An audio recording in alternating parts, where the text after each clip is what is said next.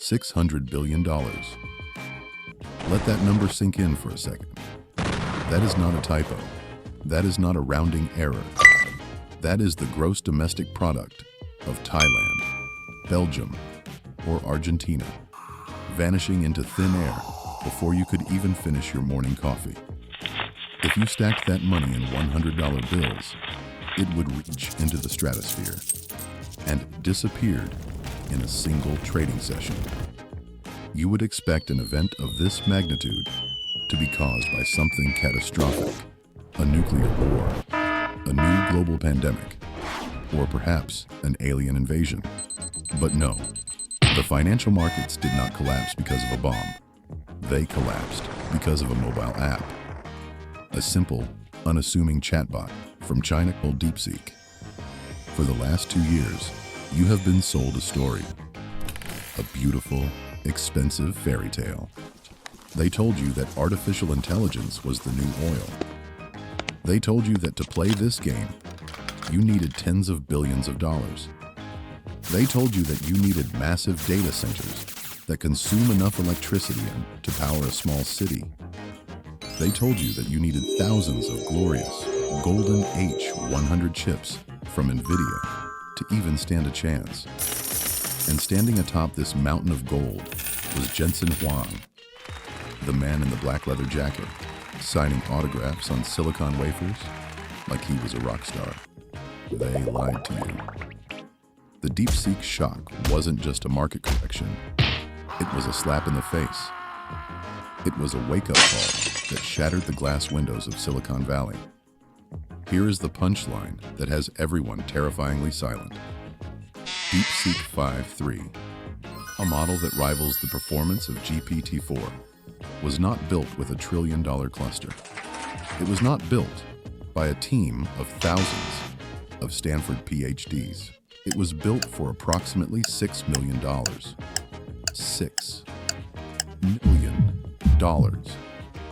Do you understand the absurdity of this? OpenAI and Google are burning through cash like drunk sailors in a casino, spending billions to train models that are marginally better than the last one. And then, a startup that nobody had heard of last week walks into the room, throws a $6 million model on the table, and it performs just as well. It is like watching a guy in a shed build a Ferrari out of duct tape and spare parts, and then beating the Formula One team in a drag race. The moat is gone. The castle walls have crumbled. The idea that American tech giants have an insurmountable lead in artificial intelligence has been exposed for what it is, a myth, a hallucination. If a startup can replicate your trillion-dollar product for the price of a luxury condo in New York, then your trillion-dollar company's not worth $1 trillion. The panic you see on Wall Street right now isn't about lost profits. It is about lost narratives. They are realizing that intelligence is becoming a commodity. It is becoming cheap. It is becoming free. And you cannot build a monopoly on something that is practically free. But wait, before you go and sell everything you own, or worse, before you try to buy the dip, thinking this is just a temporary glitch, you need to stop. The story gets much darker from here, because this isn't just about Nvidia losing its crown. This is about the plumbing of the entire financial system. The DeepSeek revelation didn't just break the stock market. It exposed a flaw in the logic of the entire tech economy. In this video, I am not going to give you stock tips. I am not going to tell you which crypto coin will moon next. I am going to dissect the corpse of the AI bubble. We are going to look at the math that terrifies the venture capitalists. We are going to look at the geopolitical nightmare that is unfolding behind the scenes. And most importantly, we are going to talk about what happens to your job and your portfolio when the cost of intelligence drops to zero. The party is over, the lights are on, and the floor is covered in broken glass. You really thought he was invincible, didn't you? Look at him. Jensen Huang, the man in the leather jacket. He wasn't just a CEO. He was the high priest of the Silicon cult. For the last 2 years, every time this man walked on a stage, billions of dollars of market cap materialized out of thin air. He didn't even have to announce a product. He just had to smile and say the word CUDA. The narrative was perfect. It was the classic gold rush strategy. Everyone was digging for the gold of artificial general intelligence. OpenAI, Microsoft, Google, Meta. They were all sweating in the mines, desperate to find the nugget that would make them gods. And Jensen was the guy standing at the gate, selling the only shovels in town. And these weren't cheap shovels. These were diamond-encrusted H100 shovels that cost $30,000 apiece. And the best part? People were begging to buy them. It was a frenzy. It was absolute mania. Tech CEOs were behaving like drug addicts looking for a fix. Mark Zuckerberg was buying hundreds of thousands of chips to build a digital shrine to himself. Satya Nadella was practically writing blank checks. If you were a startup founder in 2024 and you didn't have a stockpile of Nvidia GPUs, investors wouldn't even look at you. You were nobody. You were peasants trying to fight a war with sticks and stones while the big boys had nuclear weapons. Let's act out a typical boardroom meeting from 6 months ago. Imagine a venture capitalist talking to a founder. VC says, "So, what is your edge? What makes you special?" Founder says, "We have 10,000 H100 GPUs. VC says, "Say no more. Here is $100 million. Don't spend it all at once. Actually, do spend it all. Buy more chips." That was the logic.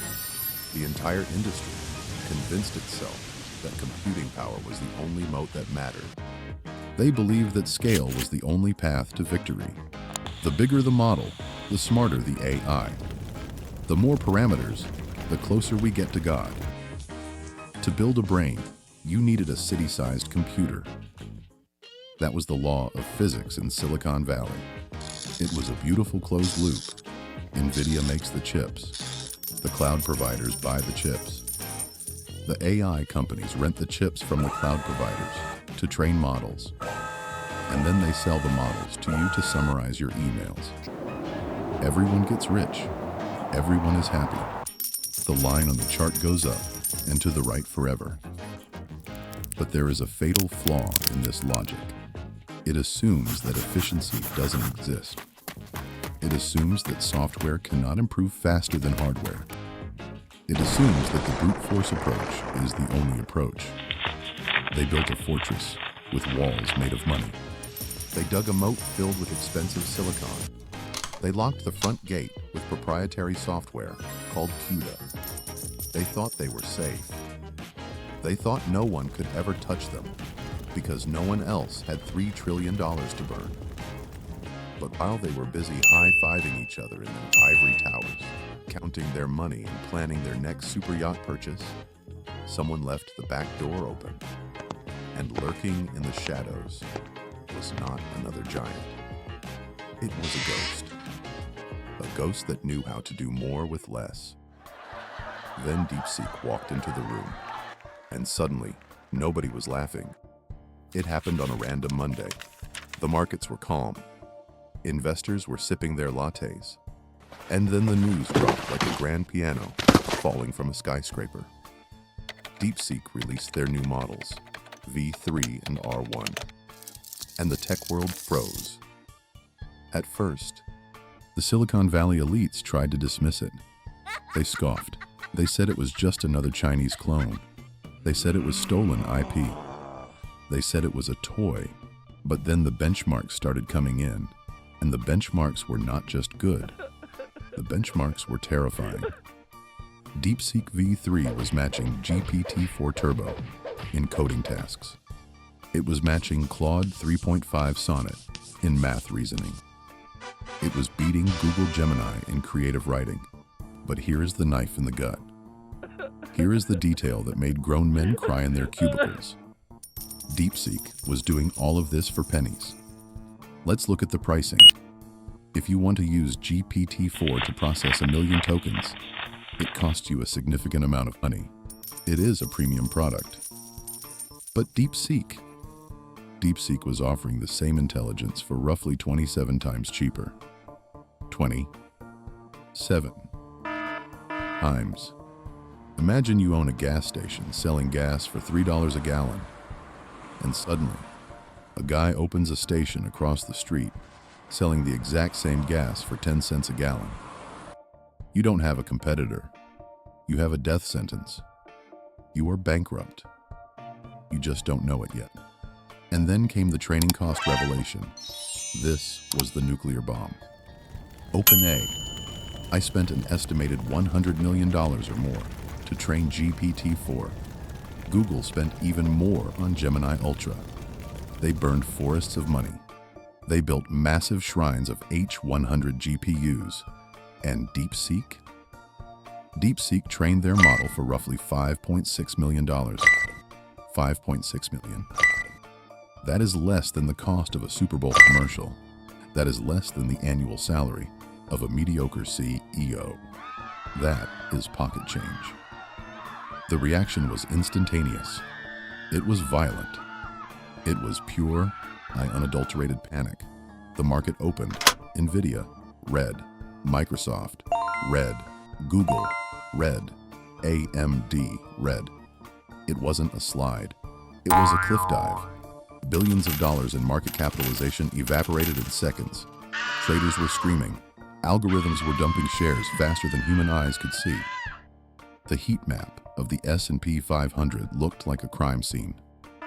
Let's listen in on the panic inside a U.S. tech giant's headquarters. Let's imagine the frantic phone call between a CEO and his chief technology officer. CEO screams, "Tell me the reports are wrong. Tell me they are cheating." CTO stammers, "They aren't cheating, sir. They just optimized the math." CEO yells, "Optimized? We spent $10 billion on hardware this quarter. You told me we needed scale. You told me bigger was better."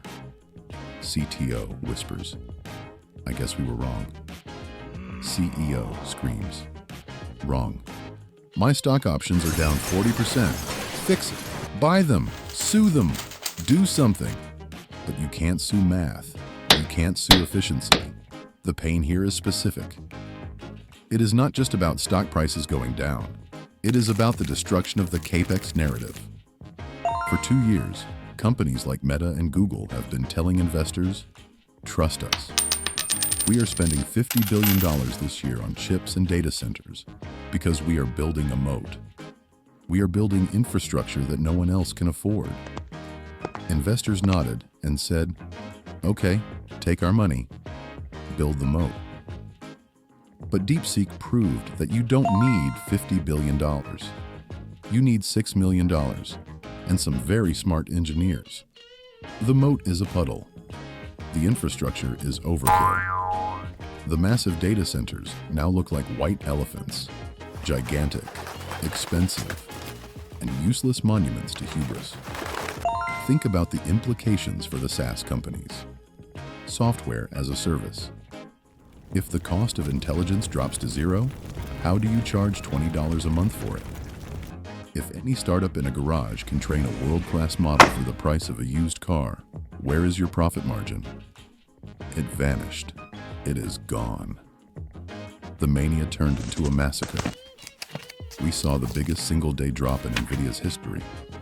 We saw the entire semiconductor sector get dragged out into the street and shot.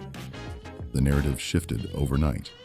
Yesterday, the narrative was, buy chips, build AI, print money. Today, the narrative is, AI is a commodity. Margins are compressing to zero. The hardware boom is a bubble. Wall Street hates uncertainty, but Wall Street hates deflation even more. And DeepSeek just introduced the most powerful deflationary force the tech world has ever seen. They didn't just undercut the price. They broke the business model. Panic is a funny thing. It reveals the truth that greed hides. The truth is that Silicon Valley got lazy. They got fat. They thought they could solve every problem by throwing money at it. They thought raw compute was a substitute for innovation. They stopped coding smart and started spending big. And while they were popping champagne and patting themselves on the back for buying more GPUs than their neighbors, the engineers at DeepSeek were optimizing. They were refining. They were finding a way to do the impossible with a fraction of the resources. The crash we are seeing is the sound of reality catching up with fantasy. It is the sound of $1 trillion balloon popping. See, and the worst part? The pain hasn't even started yet. This is just the tremor before the earthquake. Because if a small Chinese team can humiliate the combined might of US big tech, what happens next month? What happens when they release V4?